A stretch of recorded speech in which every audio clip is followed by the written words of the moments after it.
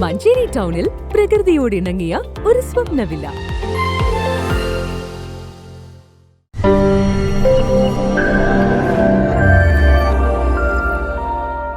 യേശുദേവൻ പീഡാനുഭവത്തിൻ്റെയും കുരിശുമരണത്തിൻ്റെയും ദിനങ്ങൾ താണ്ടി ഉയർത്തെഴുന്നേൽപ്പ് നടത്തിയ പുണ്യദിനമാണ് ഈസ്റ്റർ. മനുഷ്യരാശിക്ക് വേണ്ടി കുരിശിൽ മരിച്ച യേശുക്രിസ്തു മരിച്ചവർക്കിടയിൽ നിന്ന് ഉയർത്തെഴുന്നേറ്റ് ലോകത്തിന് രക്ഷ പ്രദാനം ചെയ്തുവെന്നാണ് വിശ്വാസം. ഉയർപ്പിന്റെ ഉത്സവം ആഘോഷിക്കുകയാണ് ക്രിസ്തുമത വിശ്വാസികൾ. ശനിയാഴ്ച അർദ്ധരാത്രി മുതൽ പള്ളികളിൽ ആരാധനയോടുകൂടിയാണ് ഈസ്റ്റർ ആഘോഷം ആരംഭിച്ചത്.